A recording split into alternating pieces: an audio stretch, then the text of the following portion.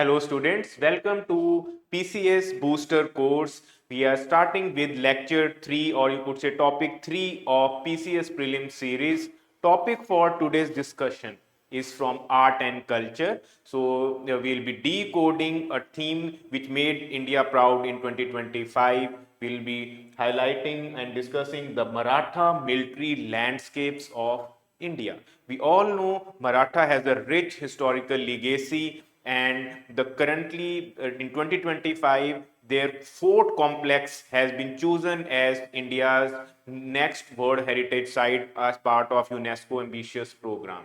So already we had, you could say, 43 World Heritage Sites. The last being added in 2024 was Moidams of Assam, which were related to Ahom dynasty. They were burial sites associated with that particular Hindu dynasty. So they had strong cultural significance.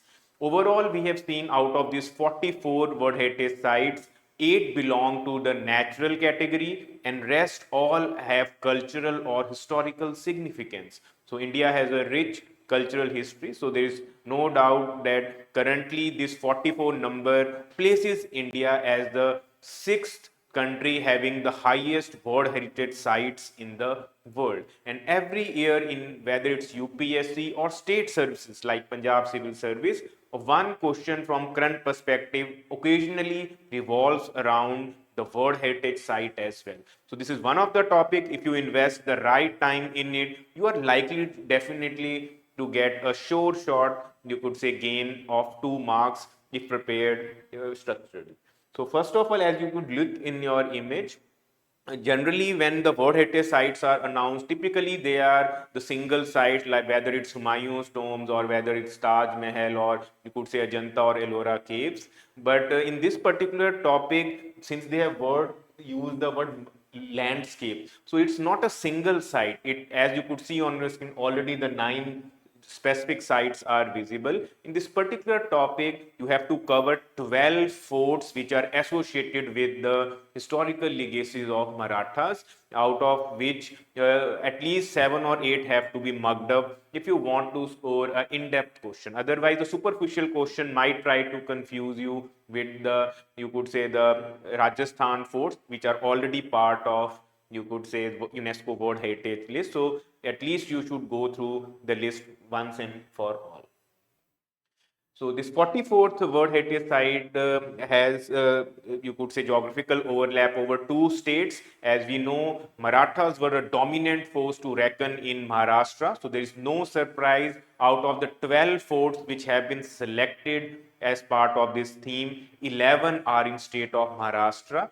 And there is one fort called Gingee Fort which happens to be in Tamil Nadu. So make sure the first of all the out of box fort has to be mugged up for the Gingee Fort. Out of the 11, as you could see, some of the names while you are preparing for Marathas in your history class, some of the names you come across, like there is Shivneri Fort, Salher, Pratapgad, Suvarnadurg, Vijay, Rajgad, Raigad. At least these some famous names have to be mugged up on priority. But if you are a history optional students, there is no harm in going through the entire list once and for all, so that you could consolidate your investment in this particular topic. So in this particular video, we will try to create a visual map or at least highlight from state service point of view what are the key facts associated with each and every single fort listed in this list, and hopefully you will be able to correlate or mug up comparatively in a better position, because in newspaper as well, when they highlighted this particular theme, they had just mentioned broadly that 12 forts have been selected without going into the specific details.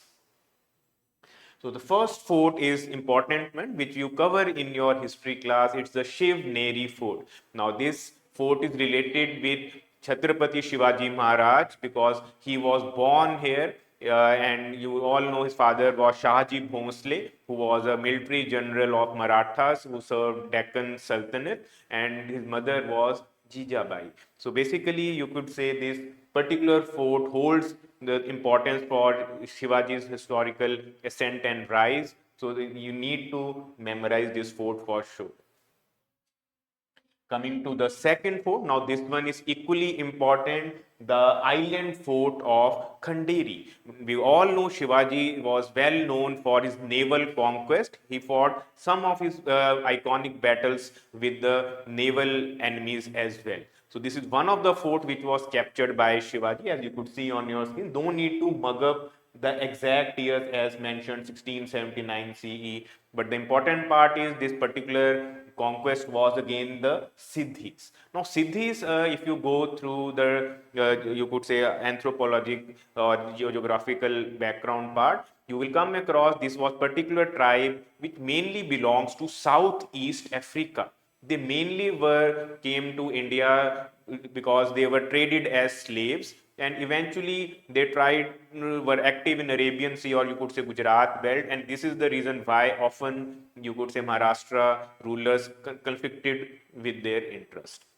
Another important fact which which makes this particular site equally important from PCS perspective is that in defense, we had seen Project 75 made headlines across, you could say, last 2-3 years, because it's a conventionally powered stealth submarines of India, which are jointly developed by India and France. So it was an important project. And if you look at the nomenclature of the 6 submarines built under the series, the INS series, the first one was Kalvari, and the second one happens to be INS Khanderi, which was a tribute to Maratha legacy. So make sure you are able to link the current affairs or dots which are often in news. So that makes this particular site, which has been selected as part of the larger Maratha landscape, an important one to memorize as well, because we all know this INS series is quite important one from the sea warfare angle,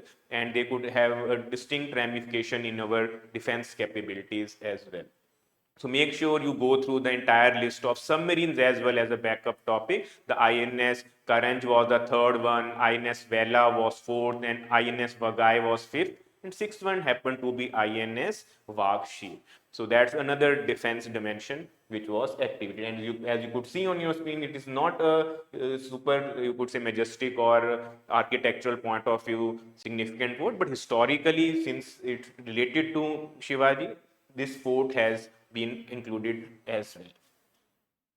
Now the third one is equally important, is the Fort Salher. Now Salher, as you could see on your screen, there is a imprint of Western Ghats all over it. So that's why you could see it is the highest fort which falls under the Western Ghats. It happens to be on the second highest peak at 1,567, you could say, meters. Even though if we look at Himalayas, this site is not, might appear not too you could say large or high at a particular height, but if you look at the peninsular India, this is quite a high fort, and intentionally majority of rulers across India as well as world chose such sites because they hold a tactical advantage of seeing enemy movements. It's difficult to climb because of rough terrain as well as the forest region, which makes it almost impregnable. So basically, locations of fort were chosen strategically, which shows the, you could say, military mind as well as the acumen of Maratha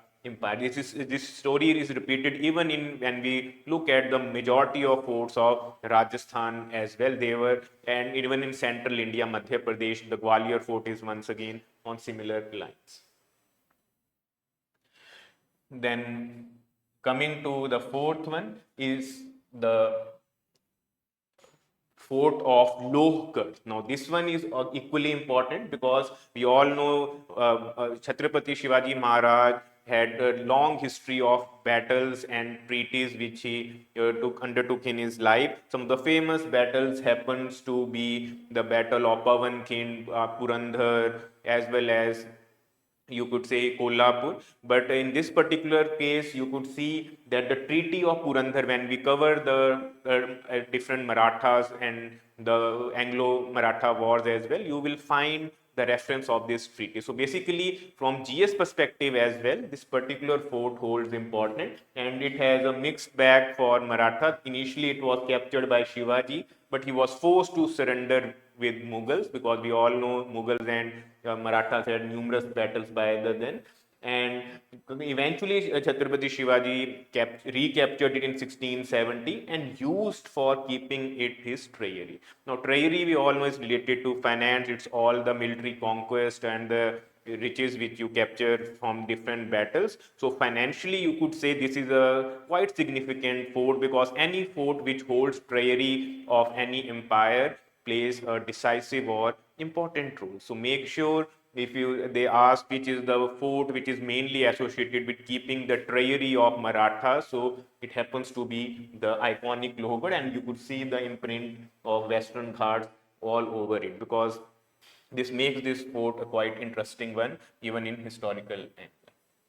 Coming to the next one is the Raigad fort, and this one is quite an architectural and cultural hold significance. As you could see on your screen, it is quite majestic in nature, and once again when you are covering it from the GS perspective, you come across the Raigad fort as well, because this is the fort where the coronation of Shivaji Maharaj took place. So in Hindi, it's typically called the Rajya Abhishek, you could say the ritual, in which the famous priest of Marathas undertook that iconic theme. And also this is where after Shivaji Maharaj was formally coronated, he shifted his capital of his Swaraj. So basically you could say from historical events perspective, the Raigad hold its own importance, because this is where the, you could say, the golden phase of Shivaji rulings as well as judgments and as a king comes into the picture. So make sure the Raigad fort is once again covered by you. The similar fort is the Rajgad. Now, Rajgad, as the name suggests, Raj means rule. It is formerly known as the king of forts, because before the ascent of Shivaji to, you could say, the power, Marathas were on their own, and basically it's situated in the important Pune district of Maharashtra, and it served as the capital of Marathas for almost 26 years before the capital shifted to the Raigad. So basically Rajgad and Raigad are the two iconic forts which are hold the foundation of Maratha Empire and hold a lot of, you could say, archival history as well. So make sure once again this fort is quite pleasing in appearance, as you could see on your screen, and it has lush Western Ghats surrounded, and once again you could see the location is quite strategic, almost difficult to conquer.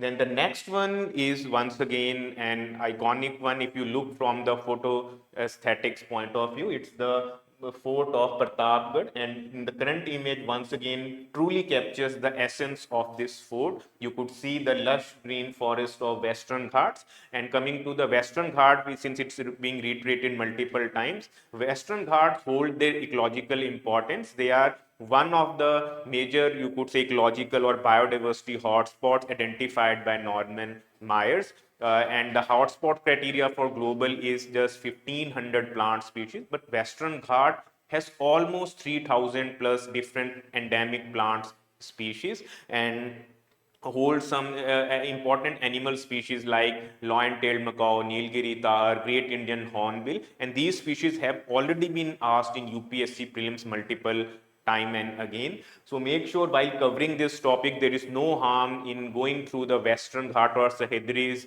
you could say, geographical features as well. And you can say this particular location holds not only cultural significance, but environmental significance as well. And we have seen lot of committees recommending that the original essence of what you could say Western Ghats should be preserved, right from Kasturi Ranjan committee or Madhav Gadgil, because these two committees once again happened to be asked in the, you could say, examination. So we can say this particular location is quite important from ecological perspective as well. From culture perspective, as you could see, the famous battle of Pratapgad took place in 1659 between Chhatrapati Shivaji and his main nemesis, if you look at the history, happened to be the Bijapur Sultanate General Afzal Khan. So some hard fought battles were fought, and eventually Shivaji emerged victorious in those, you could say, decisive battles, and laid the strong foundation of Maratha conquest. So make sure Pratapgad is another fort which you need to cover from this particular thing. Then the next fort happens to be Suvarnadurg. As the name suggests, if you are good in translation, the word Swarn itself translates to golden fort. So there is no surprises that this fort is referred as golden fort, and it's in philosophical sense. It's not that it has some dome of gold or it's constructed of gold. It's just that it was considered as pride of in feather of golden cap of Maratha. So typically, once again, it's built by Adil Shah for navy defense purposes. But the another important aspect of this particular fort is, which is important from examination point of view, is that it has a shipbuilding facility as well. So we can say this is one of the iconic forts in which a question can be framed where there could be multiple statements. They might say which is considered as the golden fort among the following, which is selected as UNESCO World Heritage Site. They might ask that what exactly is the fort having a shipbuilding facility, because of late there is a trend in state services to a particular location is asked in multiple statements and you have to identify the location. So in that case, if they then examiner tends to frame a difficult question on given theme, they might make an statement based question. Otherwise, a straightforward question is which of the following fort are not part of Maratha landscape. They are likely to include Amer Fort, or you could say Ranthambore Fort, or Chittorgarh Fort, or the different Gwalior Fort. So make sure you just have a quick overview over the major forts which are already part of UNESCO World Heritage List and the ones which have been added in the 44th entry. And finally, we have Sindhudurg and Vijay Durg. Durg word automatically is referring to forts. Now, the Sindhudurg fort was mainly created, main objective was to check the rise of, you could say, imperial powers. We have seen that once Vasco da Gama entered, you could say, Calicut port in Kerala, there was no looking back. After Portuguese, the Dutch came, eventually the Englishmen and French arrived. So basically the imperial clashes and between Maratha and English were checks from merchants in these particular forts. So basically this fort, even though once again is not too large, majestic or iconic, but it holds strategic importance to check the enemy states at the right time.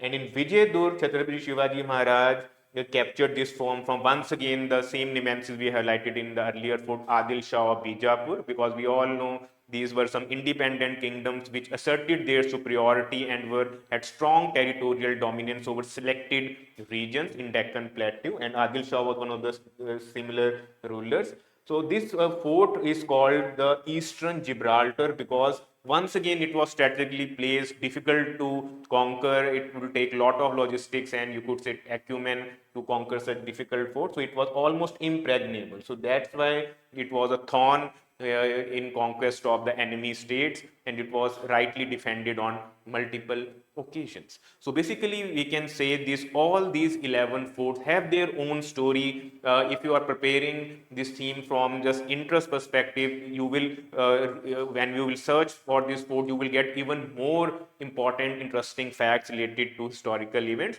But from GS perspective, if you have covered this theme, that you have a fair idea about the major names of fort and you are being able to associate with the Chhatrapati Shivaji history, that would be more than enough for this particular topic. From art and culture perspective, there is a limited fact. It has been selected because it represents a glorious chapter in Indian history.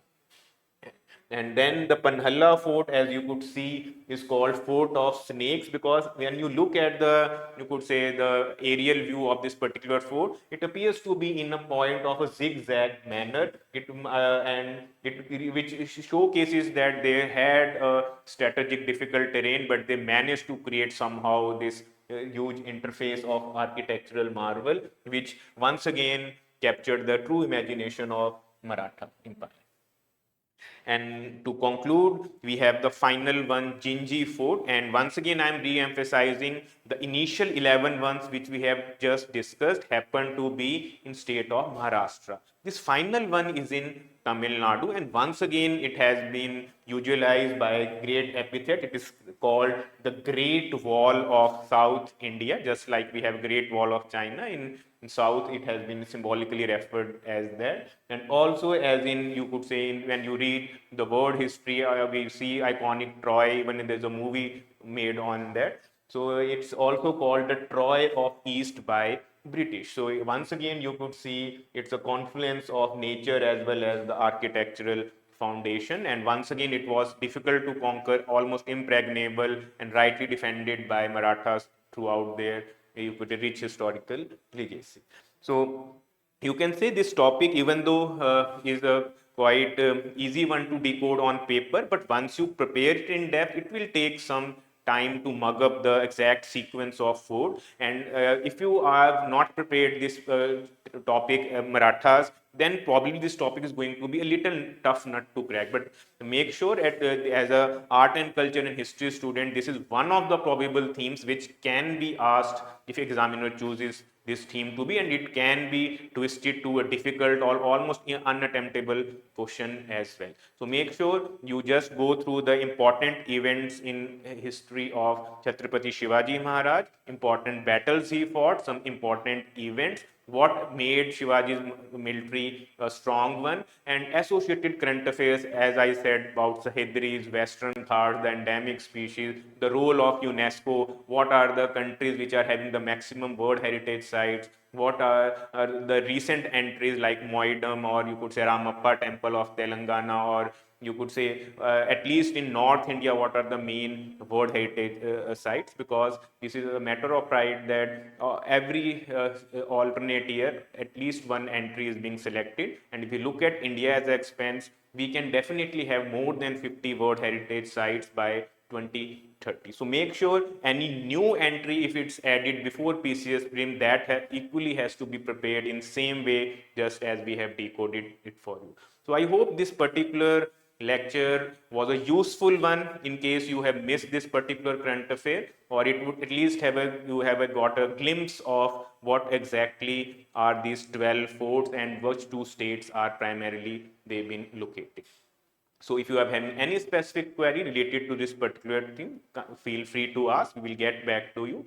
So, and keep following this value addition series, which we have specifically launched to target PCS Prelims 2025. Stay motivated. Have a nice day. Thank you very much.